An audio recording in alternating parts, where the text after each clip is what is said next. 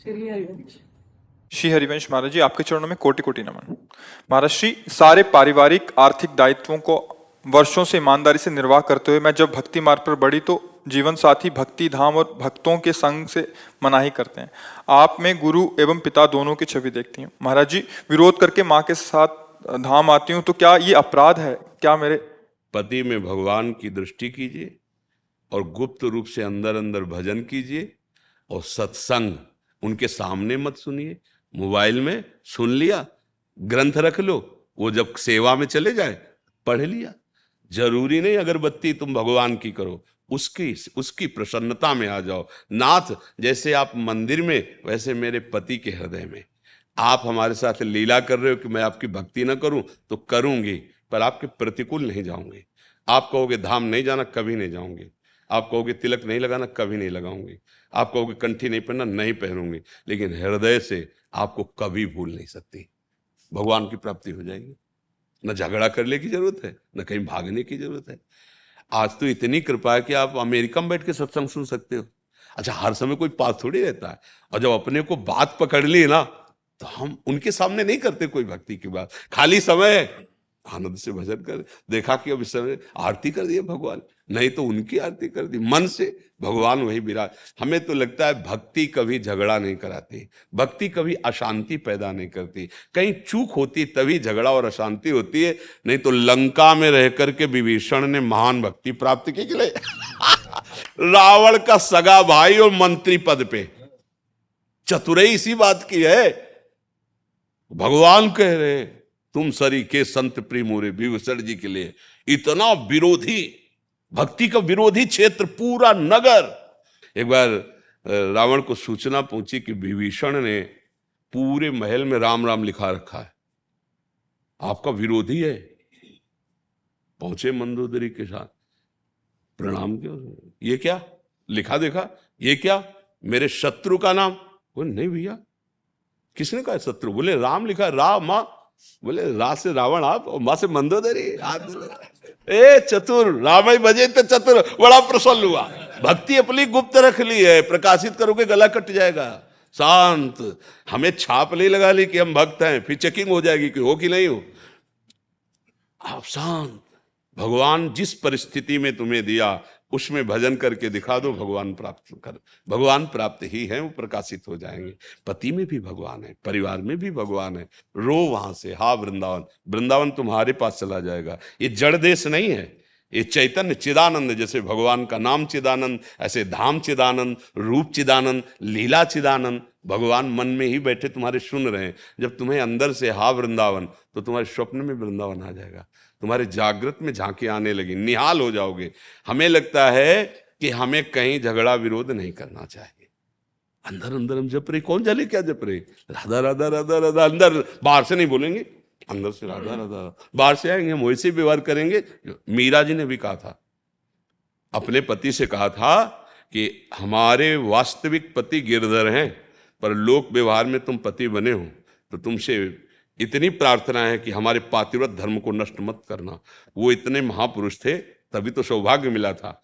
उन्होंने कहा कि अब हमारा आपका दूसरा संबंध, आप हमारे गुरु और हम आपके शिष्य, पर महल में एकांत में गुरु स्वरूप आपको मानूंगा, पर व्यवहार में आप पत्नी रूप करना, जिससे परिवार विरोध ना करे। तो व्यवहार में वो पति जैसा व्यवहार कर, जैसे करना चाहिए पति के साथ वैसे, और एकांत में वो गुरु के जैसे बैठ करके उपदेश करते हो। शिष्यत्व भाव, भगवत प्राप्त महापुरुष हुए वो। तो देखो, हमें महापुरुषों से शिक्षा लेनी है। एकांत में अपने प्रीतम प्रभु की याद कर रहे, व्यवहार में जो हमें मिला है वैसा हमें हम अगर भक्त हैं तो हम जानते हैं कि हमारा क्या कर्तव्य। तो हमें ये नहीं कि पति की अवहेलना और उसके प्रति ऐसा भाव कर ले, सब गड़बड़ हो जाएगा। बिल्कुल शांत, बिल्कुल गंभीर। भक्ति का कार्य दिखावा या दुख या लड़ाई झगड़ा नहीं है, अच्छे से समझ लो। बाहरी अगर चिन्ह धारण करने के लिए अनुमति है तो धारण कर, नहीं तो मत धारण करो। प्रभु जानते हैं अंदर की बात, अंदर की प्रीति प्रभु पहचानते हैं। विभीषण जी से कहे तुम सारी के संत, ना कोई उन्होंने संन्यास वेश धारण किया, ना कोई ऐसी कंठी तिलक, कुछ नहीं है, क्योंकि रावण की सभा में बैठने वाले हैं। भला वहां कहाँ ऐसा चल सकता है, लेकिन अंदर से इतने महान भक्त हैं कि भगवान उनसे कह रहे तुम सारीखे। ये बहुत हमें मतलब चिंतन कि तुम सारीखे संत प्रिय मोरे, धरो देह नहीं आन, तुम्हारे जैसे संतों के लिए मैं अवतार धारण करता हूं। बस खास बात अंदर ही अंदर, प्रेम अंदर का विषय, बाहर प्रकाशित मत करो। यदि परिवार विरोध करता है, और मोबाइल आज तो सबके पास होता है, सत्संग सुनो, रामायण पढ़ो, भागवत पढ़ो, समय मिलने पर और खूब भजन करो, देखो भगवान मिल जाए। संतों से मिलना, धाम आना, इसका एक ही फल है, भगवान में प्रेम हो जाना, भक्ति हो जाना। वो घर में भी हो सकती है। बात सुनो, मान लो अगर आता है पति संग तो कभी साल 6 महीने में आई, दर्शन कर गई। नहीं आता है मत कभी मत आओ, ये जाएंगे आपके पास, बिहारी जी पहुंच जाएंगे, हाँ ठाकुर पहुंच जाएंगे। देखो भक्तों के जहां कहीं भी भक्त होते भगवान वहां, ऐसा थोड़ी। भक्ति करो बस, लड़ाई झगड़ा नहीं, कष्ट मिले सह जाओ प्रसाद मान के, जैसा विधान भगवान का। हे नाथ आप देख रहे हो, बस वो सब संभल जाएगा। पर इतने के लिए धैर्य चाहिए, विचलित मत हो। अब पति ऑफिस जाना है, और यहाँ नहा धो के अगरबत्ती पूजा विस्तार कर रहे हैं, और वो बार बार समय देख रहा है कि नाश्ता अगर मिल जाता, यहाँ ना पाते तो कम से कम ऑफिस में पा लेते। तुम्हारी भक्ति काम नहीं करेगी।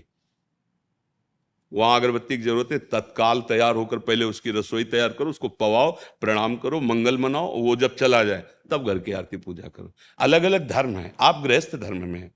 अब हम लोगों के लिए क्या, जब से जगो, जब से रात दिन भजन में लगो, कोई और धंधा थोड़ी है। खूब भजन करो। तो आप लोगों के लिए बहुत से कार्य हैं, थोड़ा समय भजन में लगाया, हर कार्य भगवान का मान के कर रहे हैं और उसे समर्पित कर, इसी से भगवत प्राप्ति हो जाएगी।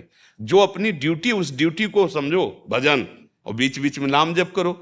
हाँ, पर ये कि शराब मत पियो, बेविचार मत करो, गंदे आचरण जो निषेध किए वो मत करो, तो आप भी महात्मा हो, अपने अपने कर्म में लगा हुआ।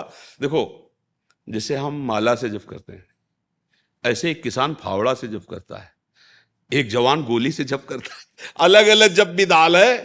अपनी अपनी निष्ठा से अगर लगे हो ना, तो वही पहुंचोगे मालिक के पास, क्योंकि हम सब मालिक के नौकर हैं।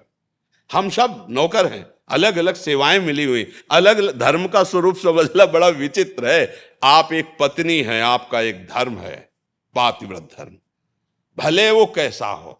नहीं, एक बार मुझे भगवान ने ये दिया है सौभाग्य कि मैं आपके अंदर भगवान को देखूंगी, तो आप सब सहूंगी और आपको भगवान मानूंगी।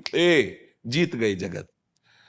अब पति का निरादर करके, परिवार में कलह मचा करके, तो जहां जाओगी वहां यही दो ही बात मिलेगी, तुम्हें निरादर मिलेगा और कलह मिलेगी, अशांति मिलेगी। धर्म से चलो, वहीं घर बैठे भगवान मिल जाए। एक महात्मा थे, उनका कश्यप नाम था, तो तपस्या कर रहे थे एक वृक्ष के नीचे, बहुत दिन कठोर तपस्या। तो एक बगुली वो ऊपर डाल में बैठी थी, उसको तो ज्ञान है, ले हक दिया, वो बीट कर दिया, तो उनके ऊपर ऐसे गिरी। तो उनको बड़ा गुस्सा आया, जब ऐसे किया तो भस्म हो गई। तपस्या थी। अब उनको गुदगुदी हुई कि तपस्या तो भारी हो गई, बस भस्म कर दिया उसको। अब भिक्षा मांगने गए तो एक पतिव्रता नारी वो भिक्षाम दे तो निकली, आई, प्रणाम महात्मा, हमें अन्न चाहिए, भूख लगी, कुछ क्षण ठहरिए, अभी बना के लाती हूं।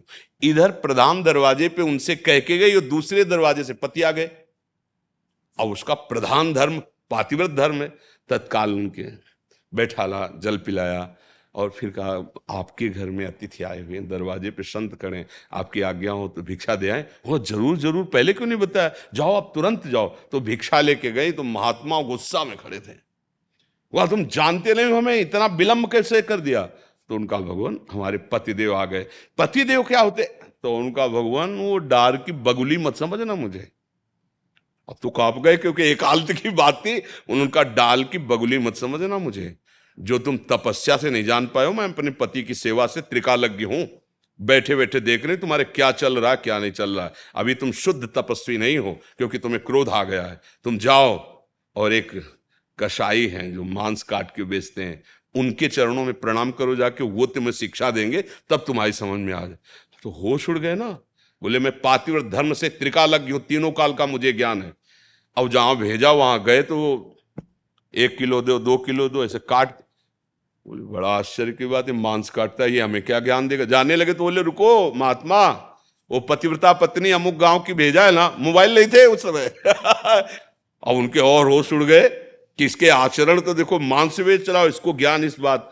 तब उन्होंने कहा ये हमारी जन्म सिद्ध क्रिया है, मैं कसाई कुल में पैदा हुआ हूं, पर मैं भगवान का भजन करता हूं, थोड़ी देर बैठो फिर मैं तुम्हें। इन सब उदाहरणों से पता चलता है यदि आपका जो कृत्य है, आपका जो कर्तव्य है, आप उसको कर रहे हो और भगवान का भजन कर रहे हो, तो आप साधु ही हो। और आप साधु हो, अपने कृत्य से चूक गए। अब वो पशु, उसको ज्ञान नहीं है, उसको तुमने भस्म कर दिया। तुम्हारा काम तपस्या के द्वारा जगत मंगल करना है कि जो छोटे छोटे अपराध मान लो बन जाए उनको भस्म कर देना है? ये ऐसा तो नहीं है। तो इसीलिए हमारी बात को केवल समझो, हमारे पास और कुछ नहीं है। जो संत और गुरुजनों महापुरुषों से, शास्त्रों से जो बात मिली, अगर उस पे चलोगे तो इस माया रूपी रोग से मुक्त हो जाओगे, भव रोग से। मंत्र मूलम गुरु वाक्यम, मंत्र का मूल क्या? गुरुजनों के वचन। अगर उनकी बात मान लोगे तो आप निहाल हो। कोई झगड़े की जरूरत नहीं, कहीं आने जाने की जरूरत नहीं। घर में रह करके पति और परिवार को भगवान का स्वरूप मान, जैसे मंदिर में नहीं होते सियाराम जी, राधे श्याम जी, शिव जी, सब मंदिर ऐसे, सास ससुर माता पिता भाई बंधु, ये पूरा मंदिर है घर। इसमें भगवान इन रूपों में सेवा की और एकांत में उनसे प्रार्थना की जब समय मिला, प्रभु इस परिवार रूपी आपकी सेवा से आप प्रसन्न हो जाओ और मुझे अपने चरणों का प्रेम दो। पक्का पक्का। और अगर धर्म विरुद्ध आचरण तो फिर कहीं आनंद की प्राप्ति नहीं।